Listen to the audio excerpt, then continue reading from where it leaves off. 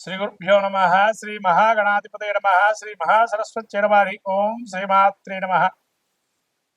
నమస్తే దేవదేవేశ, నమస్తే పరమేశ్వర, నమస్తే వృషభారుణకారాయ నమో నమ.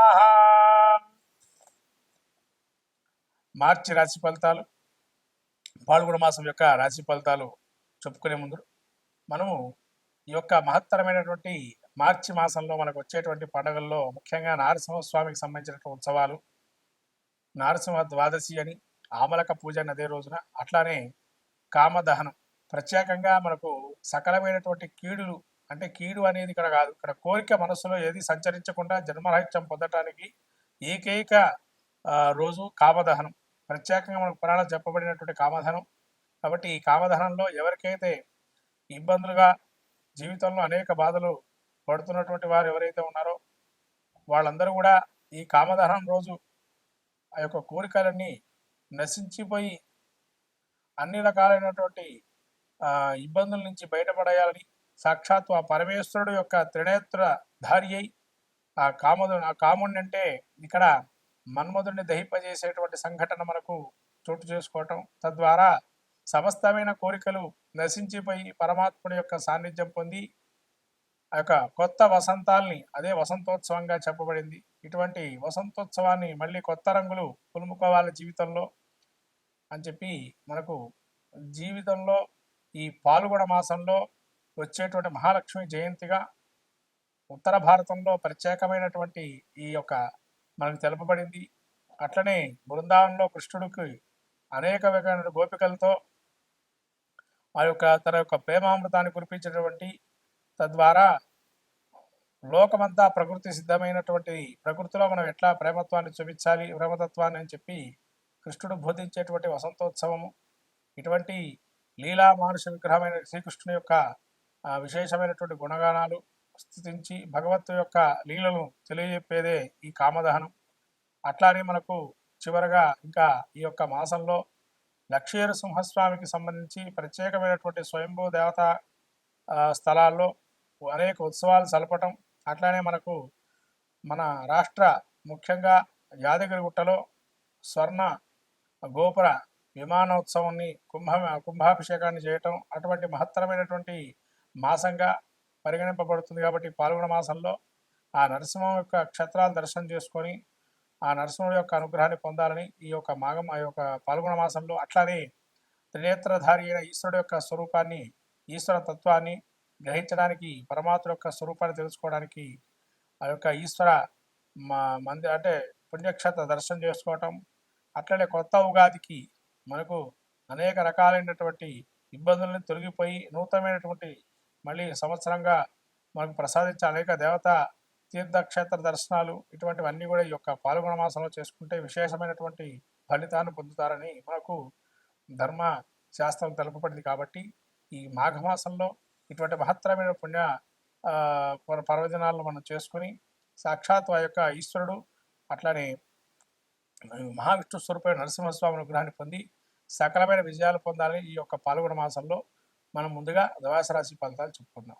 తులారాశి యొక్క గ్రహస్థితి చూసినట్టయితే ముఖ్యంగా మార్చి నెల పాల్గొన మాసంలో తులారాశి యొక్క గ్రహస్థితి 12లో కేతువు, షష్టంలో రవి శనులు, సప్తమంలో శుక్రబుధ రాహులు, తదుపరి రవి 14వ తారీఖు నుంచి యొక్క షష్ఠస్థాన సంచారము, పంచమంలో రవి శనులు, అష్టమంలో గురువు, అట్లనే భాగ్యంలో కుజుడు. ఈ యొక్క గ్రహస్థితి చూసినట్టయితే ముఖ్యంగా తులారాశి వారికి పంచమంలో రవి, తదుపరి షష్టంలో రవి ఉండడం వల్ల శత్రుపరాజయము, శత్రువుల నుంచి జయింపగలుగుతారు. అట్లానే శని పంచమంలో ఉండడం వల్ల దీర్ఘకాలిక సమస్యలతో బాధపడుతున్న వారు ఒక్కసారిగా కర్మముక్తి పొందినటువంటి ఫలితాన్ని పొందుతారు. సమస్యలని కొలిక్కి వచ్చే అవకాశం ఉంటుంది. ధర్మాన్ని, న్యాయాన్ని నమ్మండి, ఖచ్చితంగా మీ యందు ఆ ఈశ్వరుడే నడిపిస్తాడు. తద్వారా లాభాలు చేకూరుతాయి. అంతే తప్ప ఎంతవరకు మనం ప్రయత్నం చేసినా సంయమనంతో ఉండండి. ఖచ్చితంగా ఒక ధర్మ న్యాయం గెలుస్తుందని ఒక నీతిలో ఉండడం మంచిది. ఎప్పటికైనా మన భారతంలో చెప్పబడినటువంటి నీతి ఏంటంటే, ఎంత అన్యాయంగా ఆ యొక్క అధర్మంగా యుద్ధం చేశాడో దుర్యోధనుడు, చివరికి అంతా కూడా నేలపాలై పరిస్థితికి వచ్చి ధర్మాన్ని వదలకుండా కాపాడిన పాండవులు రాజ్యాన్ని వెళ్ళారు. కాబట్టి ధర్మము, న్యాయబద్ధమైనటువంటి కోరికలు ఉండాలి కానీ అధర్మంగా అనేది ఏది పనికిరాదు. ధర్మంగా న్యాయం ఉంటే అదే న్యాయం గెలుస్తుందని అందరూ కూడా తెలుసుకోవాలి. అట్లానే ఈ యొక్క షష్టంలో రాబోయే 29వ తారీఖు శని పూర్తికాలికంగా షష్ఠ స్థానంలో ఉండడం శత్రు పరాజయాన్ని, రుణ రోగాలు ఏవైతే ఉన్నాయో అవన్నీ కూడా రుణాన్ని తీసుకునే అవకాశం ఉంటుంది. రోగాలు నయమైపోతాయి. అంటే శత్రు పరాజయాన్ని కూడా చవి చూస్తారు. దీర్ఘకాలికంగా శత్రువుగా ఉన్నవాళ్ళు కూడా మిత్రులయ్యే అవకాశం ఉంటుంది. అట్లానే శుక్ర బుధులు వీరికి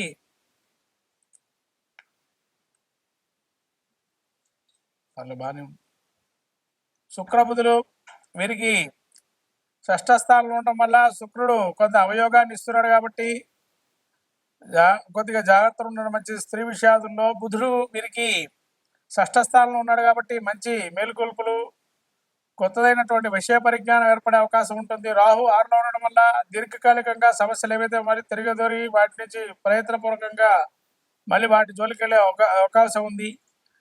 అష్టమంలో గురువు ఉండడం వల్ల దీర్ఘకాలిక ఆరోగ్య సమస్యలు బాధపడుతున్నారు, పైకి వచ్చే అవకాశం ఉంటుంది.